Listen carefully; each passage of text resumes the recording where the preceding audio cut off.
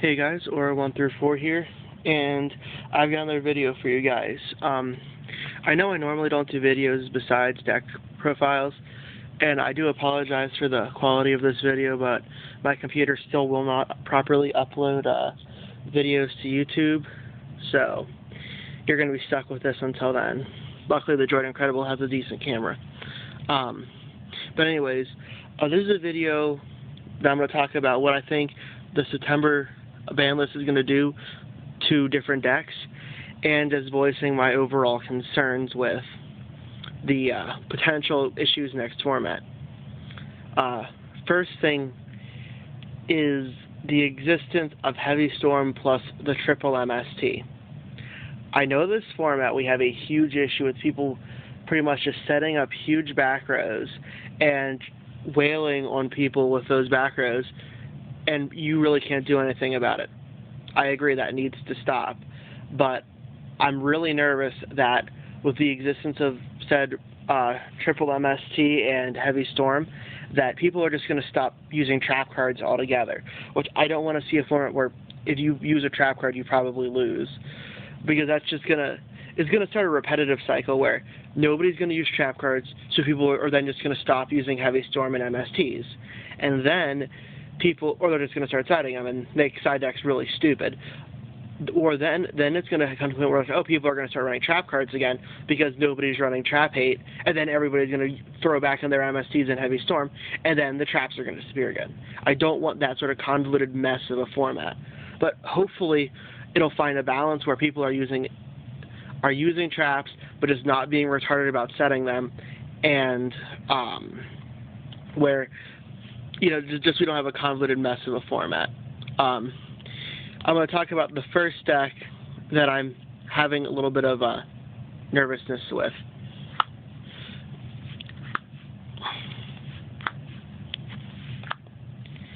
Yes, Twilight. This deck makes me potentially more nervous than any next format, because we got three of him, and then one of each of these guys. Plus we got two Trags to help pitch out dead cards from their hand. This lineup scares me. Him especially, because just remembering from back last time he was legal, he got banned for a reason. But I'm willing to give him a shot this format. I'm just making it really nervous. Making me really nervous. I'm happy that this isn't our Nats format, because putting a card this potentially volatile in a Nats format has potential for huge issues. But I think this deck personifies the you don't need to run trap cards thing, because you got three of them, drop JD, blow up the field. Oh, they warninged it, drop another JD, blow up the field. And then remove a Light and Dark Sork, remove a Light and Dark, that block. You got so much control with essentially running 4 Sorks that Dad is completely viable in Twilight. Makes me really nervous. But I don't know. I think it's either going to hit it really hard and be solid all format, or it's just going to be solid at the beginning and sort of come and go, and then it's going to drop off, because as usual, Lightsworn base decks are highly inconsistent just because of how bad the mills can be. Okay, next deck that we got is, I'm sorry I don't have tour guides, but I'm not borrowing them right now, and I'm not buying tour guides because I'm not spending $160. Tour guide, plant, synchro, Tengu, shenanigans. This deck isn't going to die. I mean, you killed the plant engine's really slow now, which is good, and Avarice is at 1, which is also good, and Librarian and Formula are 1, also good. Deck is still going to be around. Deck can still do stupid shit. Like, you got Leviair and Leviathan Dragon. And unfortunately in the TCG, because someone like TBQ, you can be like Tour Guide, Sangan, this turn 1, search for whatever you want out of your deck. And when they're gone, just put them back in. It's still going to be live, I just don't think it's going to be as derpy, which makes me happy, because this is a little retarded. But I'm not sure if you're going to necessarily use Lone Fires anymore, but I could see it one way or another. Either way, I don't care. I'm still got the decks alive, just less retarded. Because I think it's stupid that you can just be like, oh, let me extend a whole bunch and not really think about it. Oh, look at that, I'm just going to average everything back in and do it again. Okay, next deck we're going to talk about is a deck that is bane of a lot of people's existence. Six Samurai. Now, Six Samurai have to be one. I love Samurai. We'll start off with that, and everybody should know I love Samurai because I loved them back when they weren't derpy. But even with just limiting one gateway, Samurai were a very Samurai. It only took skill when you're playing Samurai when you're playing the mirror match, because then it could really get volatile. But other than that, it was just like derp, derp, derp, Xian, derp, derp, derp, bark, derp, derp, beast. But now, like, I knew they were going to limit something or hit a couple things in Samurai. They didn't hit what I expected them to hit. I expected them to hit double-edged sword technique and United and potentially smoke signal, but I didn't expect them to hit both smoke signal and Xian to one, just because I would have gone a different route. But I'm happy that it's not going to be retired anymore.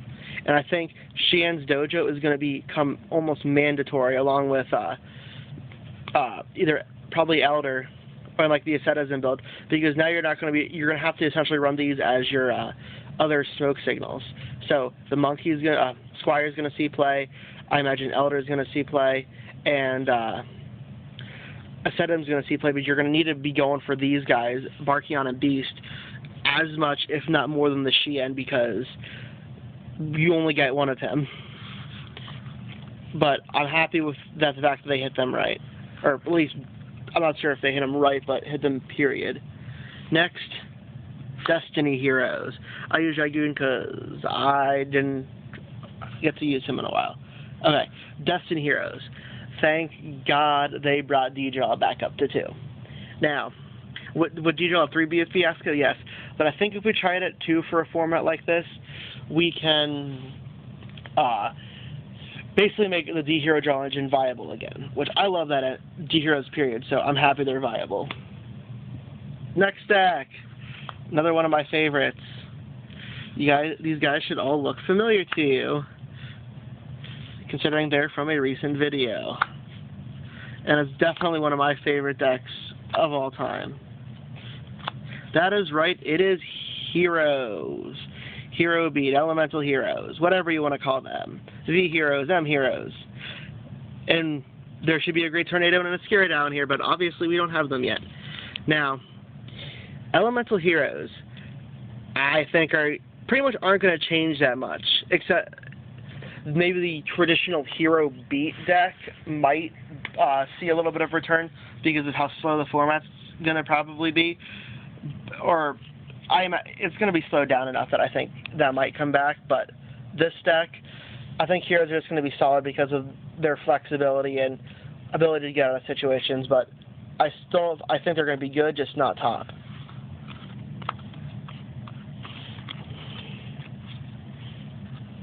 It's just their sheer flexibility, and with Super Poly, they're going to be fine. Next, one of my favorite decks. And we're just going to go down the line here with these guys because I like all of them. Yes, my friends, it is Tech Genus. I think this deck is going to be viable next format, just is going to be different than the one we currently saw at Nats. Running 18 trap cards is a little ridiculous. I mean, I ran 13, 14, and I still felt a little ridiculous running that many trap cards. And here's why. Like, I play the more synchro-happy version of Tech Genus because I like the synchros, but obviously it isn't as controlled as it needed to be. I think because of the overall the fact that you can't set 4, 5, 6, 7 trap cards, I'm just exaggerating, is going to make that version not playable.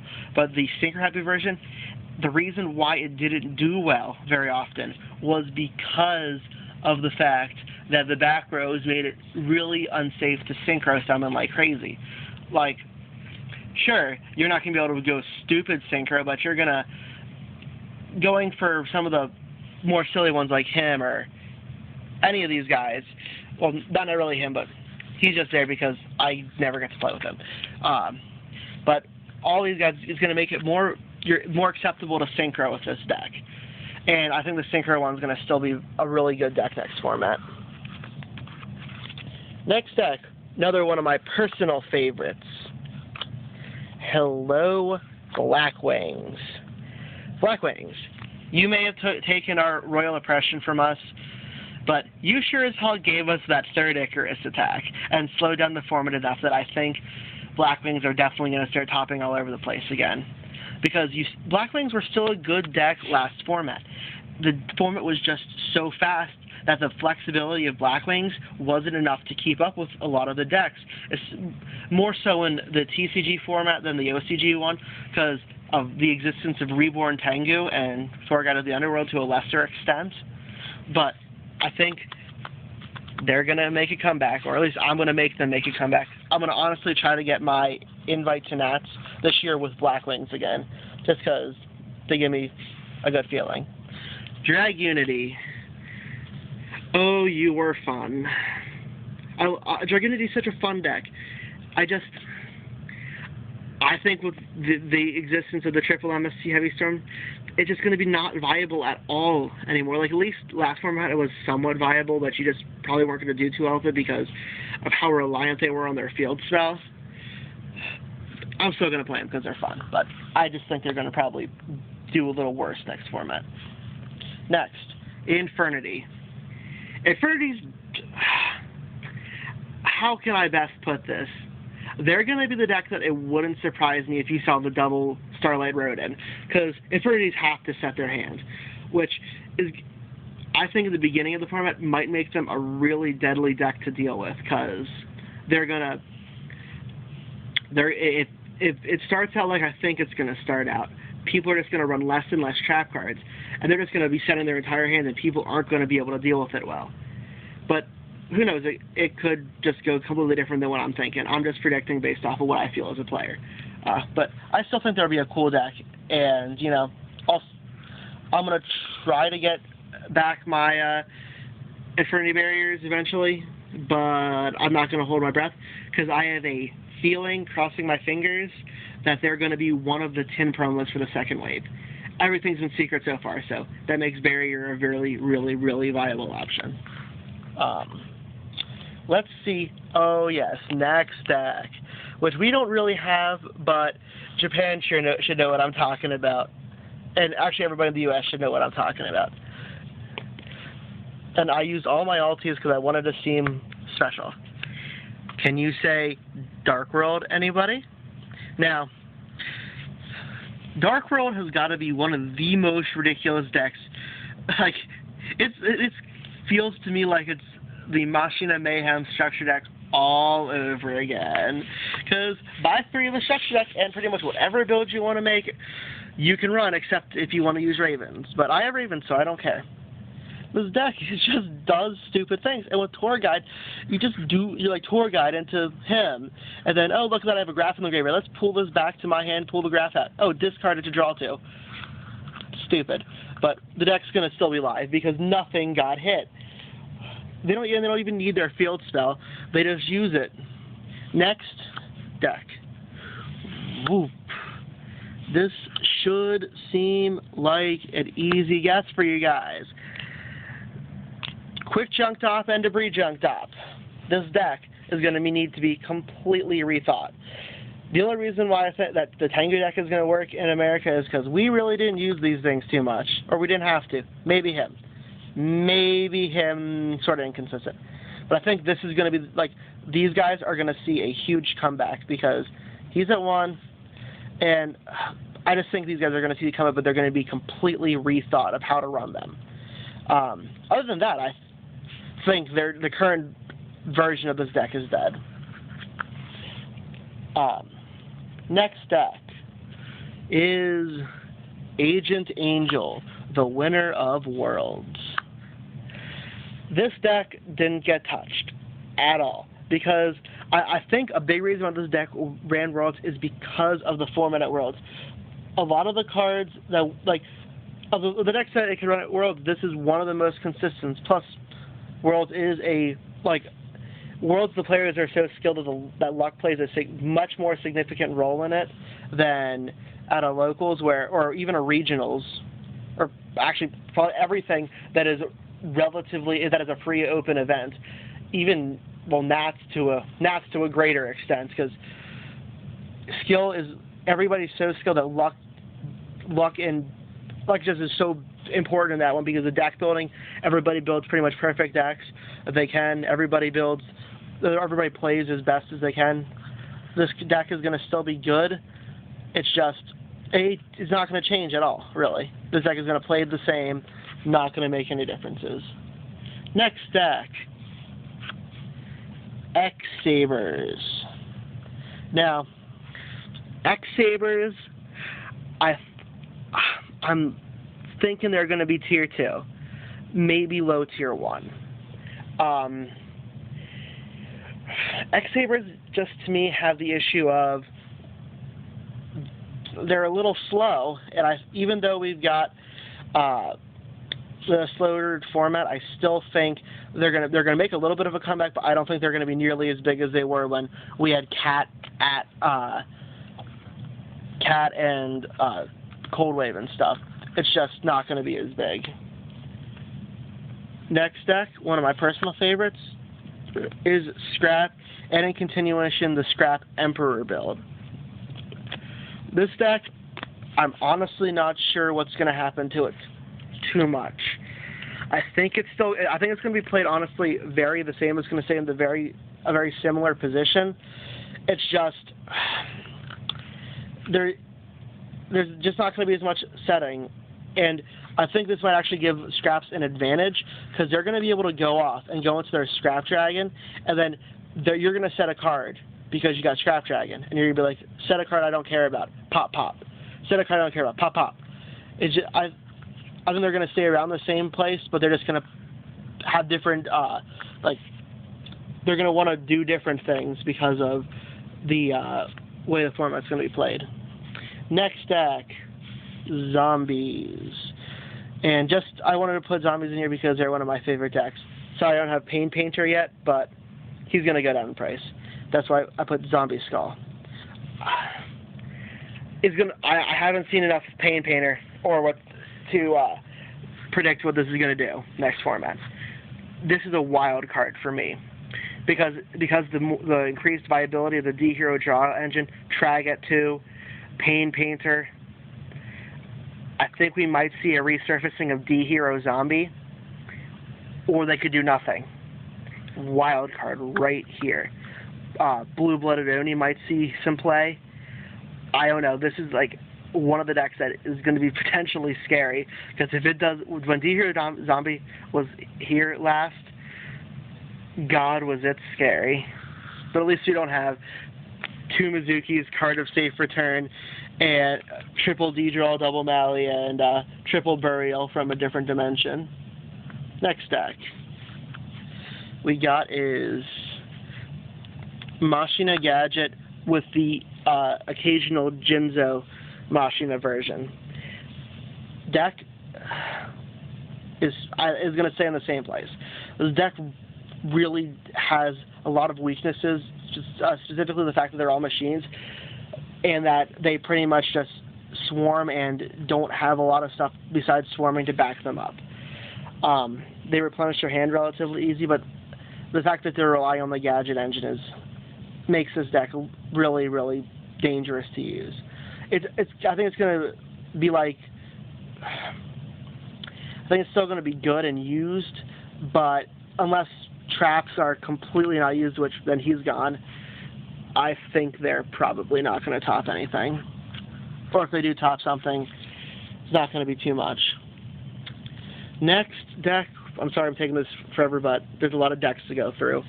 Next deck is a deck that has surfaced this format with the existence of Xyz, and Japan got hurt with them more than we did, which would be the Ultimate Offering Gadget deck. Yeah, especially with the introduction of Color Ruler.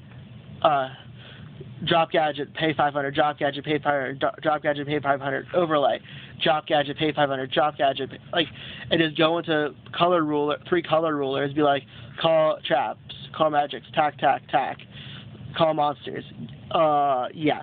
This deck, because of the existence of heavy and triple MST, the ultimate offering is going to be dead.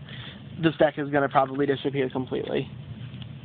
Next is probably my second most hated deck in all of existence. Yes, ladies and gentlemen, it is Gravekeepers. As you may know, I have the entire cards to the deck, but I have the balls to not run them because this deck is autopilot. You do nothing. It's like, let me sit on this and then, oh, look at that. You attacked me. I'm going to pull out this, then I'm going to summon this and throw this. Call priority, search out whatever the fuck I feel like. I'm going to sit down there and do nothing. Yeah, you're not going to be able to sit on 5 backers in a Necro Valley and shut down other decks. Triple MST, Heavy Storm, Necro Valley's never going to live. You're going to have like a 1-turn chance to get shit off and then you're going to die. Good riddance. That deck sucked. The Gravekeeper engine, I support. Gravekeepers themselves, not so much. Well, but if you played Gravekeepers back when they first were like not spectacular, I still say Gravekeepers are sacky, but I at least respect you that you're not jumping on the bandwagon. And then my least favorite deck, Gladiator Beasts. If you may notice, none of these guys are in sleeves. Would you like to know why? Because I pulled them out of my freaking trade binder. My least favorite deck. And I am tired of hearing the end of every single freaking form. Oh, this is fucking Glad form. This is the Glad form. Glads are going to be so good. Look. Just get it through your head. Gladiator Beasts are a acceptable deck to run because they at least take skill to play.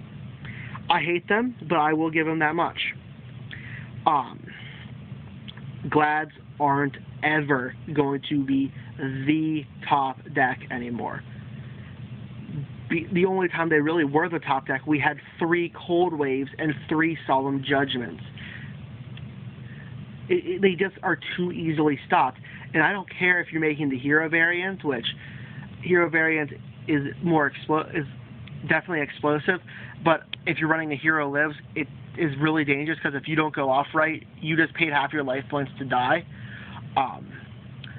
And I don't care if you're being like, oh, I'm maining triple Shrink or triple Forbidden Lance or whatever you want to run, whatever. Yes, oppression is gone.